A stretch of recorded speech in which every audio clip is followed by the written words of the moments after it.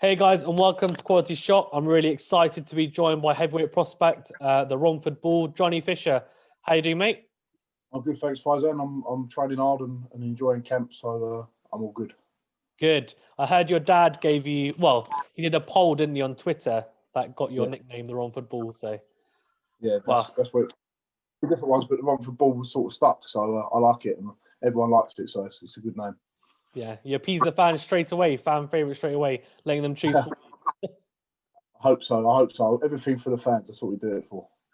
Yeah, exactly. Yeah. You're already off to a great start, I'm sure.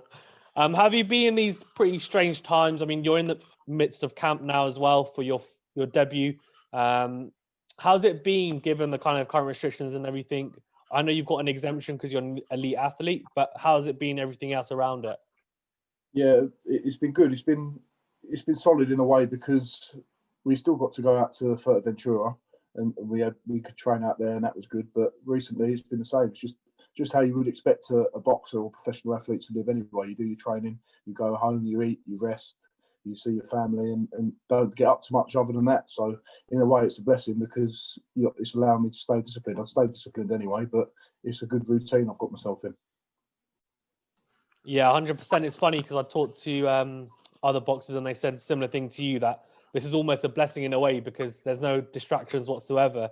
And, it's almost like being in camp all the time because, you don't have that social aspect that you can't really go out and do anything. So you're kind of just working on your craft. Yeah, don't get me wrong though. It'd be nice to be able to go and see family and friends and sponsors, go out for meals. That's a really important part of being an athlete as well, and living is building them relationships and having a life at the same time. It's not doesn't seem fair at the minute on a lot of people, and I know a lot of people are struggling out there. So we need to get back to some sort of normality as soon as possible because it's not healthy for everyone. If you're not an athlete, it's not a good way to live, really. Yeah, very well said. Very well said. 100% agreed. Agreed. So looking forward to your debut then. I heard it's Matt Gordon. Is it on the 20th of February? Am I right? Yep. Matt Gordon, 20th of February. So it's not long away now. A few 3-4 weeks, and we'll be finally in there because I've had a couple of dates pushed back already. I was meant to fight in December. Then I was meant to fight in January, but the border control obviously had to postpone boxing events. So we're ready to go now. I've been sparring really well, and I'm enjoying it. Yeah, your story's quite interesting. I've obviously done my research and kept tabs on you for a little bit of time. Do you want to tell people who are not as familiar how you got into boxing? Yeah, so I've been boxing since I was 6 or 7, really. That's when I've always been involved in the gyms. But when I was at university and at A levels doing my college, sixth form college, and then I went to university, I was focused more on rugby. So I went to Exeter University, and it's a big rugby scene over there. So I thought I'd give that a go, especially seeing as I broke my hand before I got to university playing rugby at my sixth form. So I gave that a go, and it was great because there's some really high level rugby players there feeding to Exeter Chiefs. And it was only through second year, by chance, really, I messaged Sam Jones. I just started boxing again. I'd had a couple of fights, I think I'd had 1 or 2 seniors, and I said, look, do you need some sparring for Joe Joyce? And I got in the ring with him, done some sparring, done well, and I came back and done well again. And Joe's been great to me. He invited me out to Vegas for camp for Dubois. And from there, I just built a really good relationship with Joe and Sam Jones and Adam Morley. And here we are now with S-Jam Boxing, managed by them on a long-term deal and fighting on Sky Sports. So it's been a roller coaster, but it's been a good journey so far. Yeah, 100%. It sounds like a roller coaster. As you said, you just got back into boxing, and then next thing you know, you're sparring Joe Joyce in, abroad in the US, and you're thinking, okay, and then you go back, and then you get signed, and it's perfect. You're Matchroom and S-Jam. So, no props to you. That sounds like a massive roller coaster for sure. I heard you did history, wasn't it, at uni? Yeah, I studied history. I've done my dissertation on the aerial bombing of Germany in 1944-45. My specialist subject was the Russian Revolution. And to be honest with you, I'm starting to miss doing their lectures and seminars now because I actually really enjoyed learning about that stuff.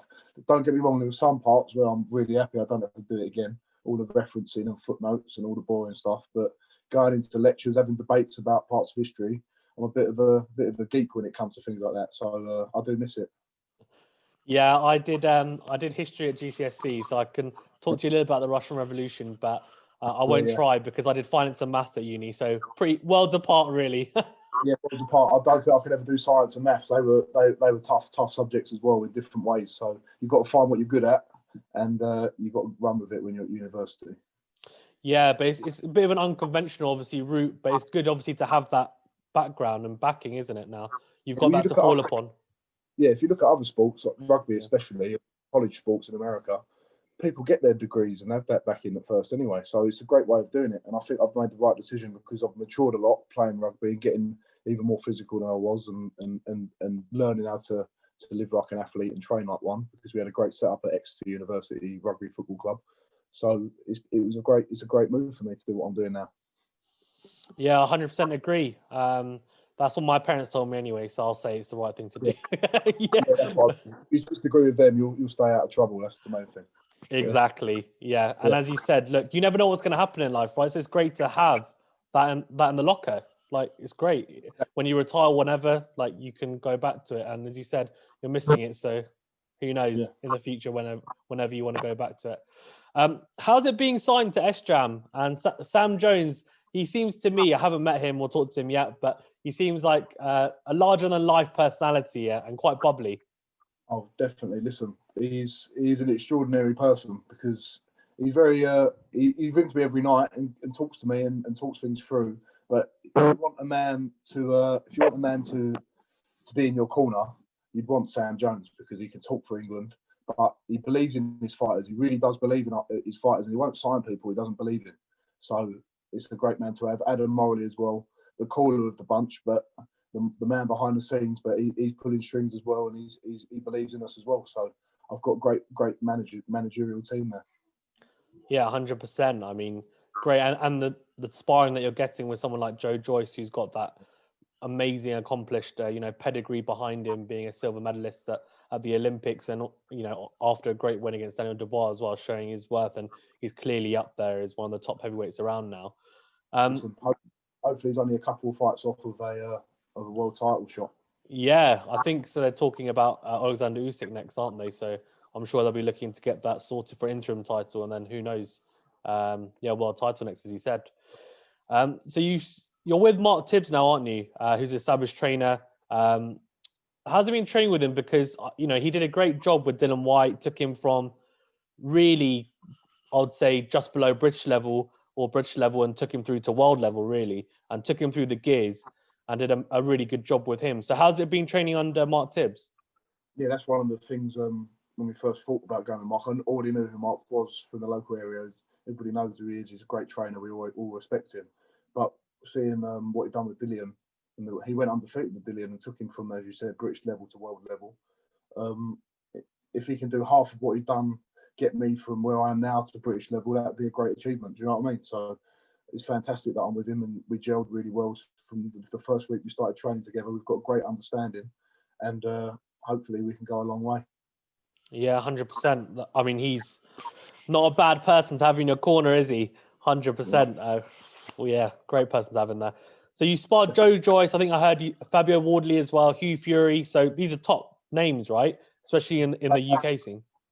Dave Allen as well. Dave Allen. Ali. Yeah. Cash Ali. I've got to say, Cash Ali, when I first met Cash Ali, I thought, because obviously what happened with him, I thought, I don't know what to expect, but he's one of the nicest men I've ever met in my life. He's a really, really nice guy, and he's really helpful. We were both sparring Hughie up there, and we both got on really well. So big props to him as well. Yeah, it's funny because I think, as you said, a lot of people will think, oh, he's a villain. But I've had a lot of interviews with him, and I think he's pretty apologetic. And it's one of those mad moments that happen. But I'm sure he's a nice guy, as you said. Definitely agree. 100%. So these experiences, though, sparring with these top guys, I'm assuming at the moment, because you haven't made your debut yet as well, and I think it's safe to say, and I'm sure you'll agree, that you're going through somewhat of an apprenticeship almost, at the moment. So I'm assuming you're just being a sponge, really, and trying to learn as much as you can from each fighter, right? Listen, I've got to soak it all in, because I've not had a long amateur career at all. I've got to soak it all in. I've got to learn on the job. And in heavyweight boxing, people think, oh, Matt Gordon is not. Look at his record. But listen, they're all tough fights. Matt Gordon's a tough man. To get in the ring and be a heavyweight boxer, you've got to be tough. You've got to be mentally strong. And every heavyweight's got power. So every job I do is going to be a tough test, especially for me with my lack of experience. I've got potential, and I've got power, and I've got strength. But I've got to put all of that together now. So, hang on. Cool. You see me, Faizan? Yeah, sorry. Listen, I've got to do it. So this is the way I'm going to learn. This is my journey, and I'm looking forward to it. Yeah, no, well said, 100%. I think, yeah, all these fighters, even the fighters that are British champions, Commonwealth champions, European, like I've talked to a few of them, and all of them say, like, it doesn't matter what level you're at. It's all about being a sponge and picking up things from different people. And, they go and work with people because they think, oh, can I learn a little bit? It doesn't matter. Even, I think I was talking to someone, and I think it was Akeem Ennis-Brown, who's a British Commonwealth champion at light welterweight. And he said, I can go and spar people and they might not be particularly at my level, but it doesn't matter because they'll still do things that I might think, oh, hold on, I can learn from you. And It's amazing. It's a great, refreshing attitude to have, isn't it? Yeah, and listen, there's top class amateurs who have to, wherever you come from, you still have to relearn it's a completely different sport. I'm telling you, it's completely different the way it all goes about and the style that you've got to adopt. So it suits me a lot better, and hopefully I can show that with the fights that I've got. Yeah, well put. I mean, a great amateur doesn't always make a great pro, as you said. So it's about, as you said, yeah, being that sponge and going forward. So well said. In terms of, I know you're not looking too far past Matt Gordon, but what are your goals for 2021? Do you have like a set number of times you want to get out, and maybe, are there certain things in your mind that you want to accomplish for this year? Yeah. So spoke to Sam, and Eddie's been speaking to Sam as well, and they want to get me out as much as possible every other month. That's the plan, because that's like how the old school fighters sort of thought. If you think about like in Mike Tyson's era, people would fight every other week or something like that, and I wouldn't mind doing that, because especially now at this time, I'd be really grateful if I could get out as often as possible. But in terms of my journey and where I want to go, I don't know. I need a year of just laying them foundations. I want to be at English level and British level when I'm ready. It might take a year, it might take 2 years, it might take 18 months, it might take less. We don't know. But we've just got to get a gauge from the first few fights, and then we can be progressed at the pace I need to be progressed. Yeah, that makes sense, 100%. And again, look, I don't want to look too far into the future, but as someone who's about to make their debut, and you obviously, as a boxer, do you have like a tick list where you think this is my tick list, and I want to tick this all off before I'm done, or is it more a case of, what it sounds like it may be, you've got the attitude of, let's just get the most out of my career that I can, let's just chip away and see where I'm at? Yeah, listen, because everyone in boxing, they want to get to the heavyweight. If you're heavyweight, you want to be heavyweight champion of the world. I've made no bones about that. I want to be heavyweight champion of the world. But I'm realistic, and I know the journey ahead of me, and every test is going to be tough, and I've got to work through it. The traditional route is English, British, European, Commonwealth, going through every step. But we'll see. We'll see what opportunities come up to me. With Matchroom and Sam Jones, S-Jam Boxing, I've got the best setup to fulfill my potential.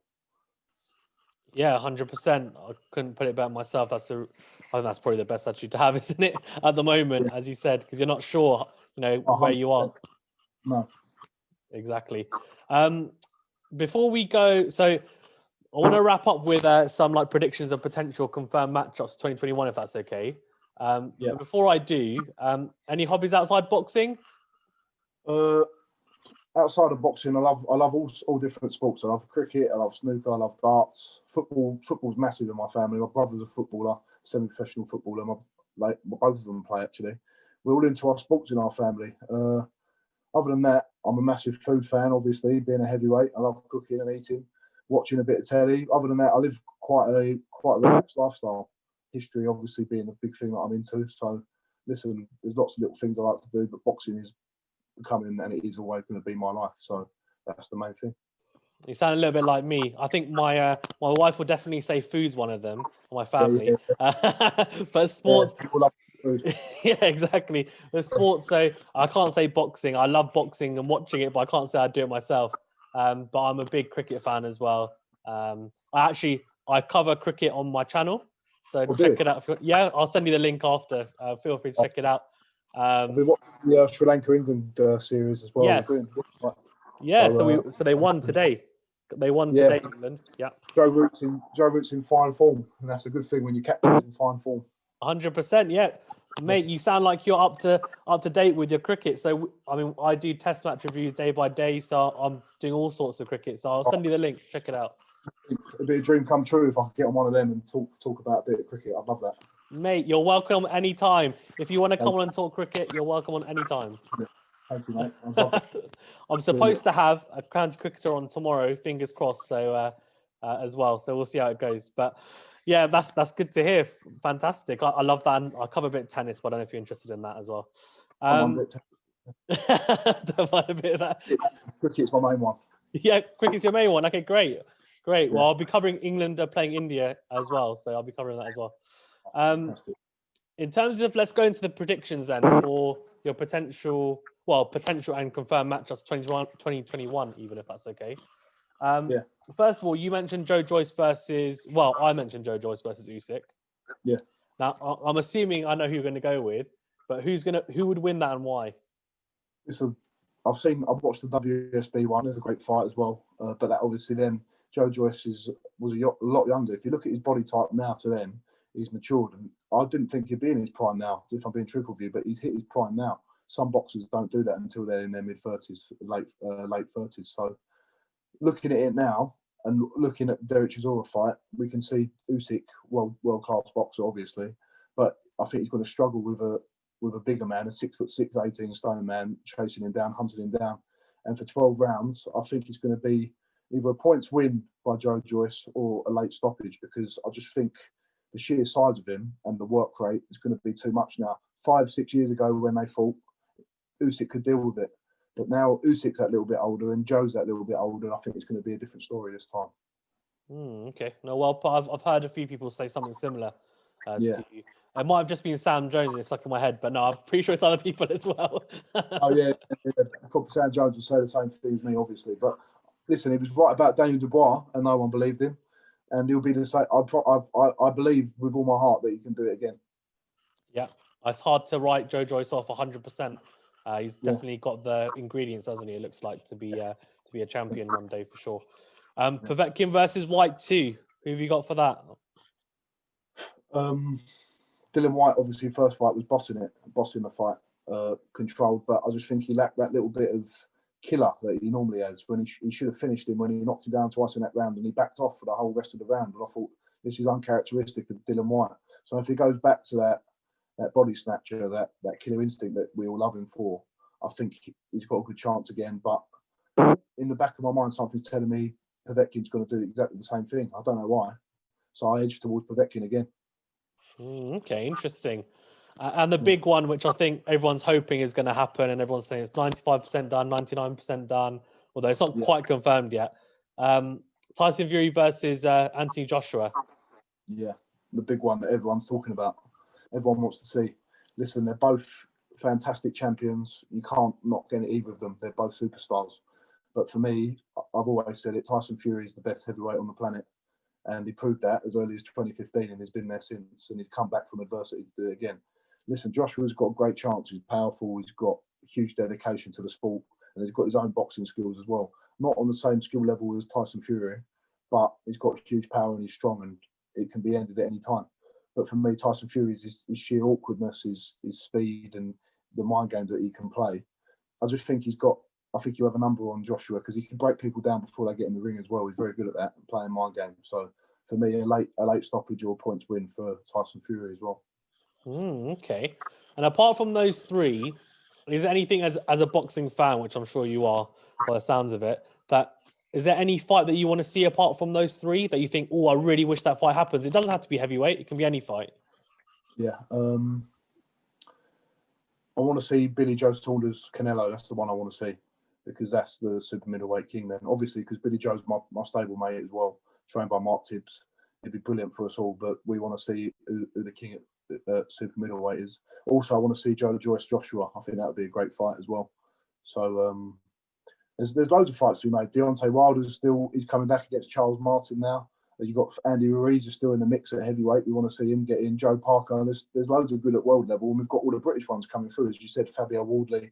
There's so many. Yeah, the heavyweight division is booming at the moment, isn't it? So many fights to be made. Chisora, Dillian Whyte as well. There's a lot of American guys coming through. There's even this Nigerian guy called Ajagba. Yeah, who's really looked powerful. Yeah, Tony Yoka as well. Tony Yoka, Matt Mudov, another one. So there's so many heavyweights about. 100%. Hergovich as well, Michael Hunter. I mean, I could just keep on going. So many, isn't there? Maybe about 10 more, but let's not do it because we'll be here forever. Yeah, exactly. But no, I mean, look, it's a great time to be a heavyweight, isn't it? Let's be honest. Yeah. 100%. Yeah. You could be making your debut at a better time. So good luck for your debut in February, on the 20th of February. I'll definitely be tuning in. Good luck. I hope it goes all smoothly the rest of the camp as well. And I hope you stay safe in your family. And hopefully we can catch up after. If that's all right, we can catch up and do that, and that would be good. And I'll send you the link to the channel as well. Check it out if you're interested in your cricket. And for sure. Yeah. Have a good one, mate. Have a good one. Thanks for having me on. No problem at all. Thank you very much. Have a good sprint session. Yeah, I will do, mate. I've got to go and do that now, so I'm on my way. So cheers. Thanks. Bye. Cheers, Faizan. Bye.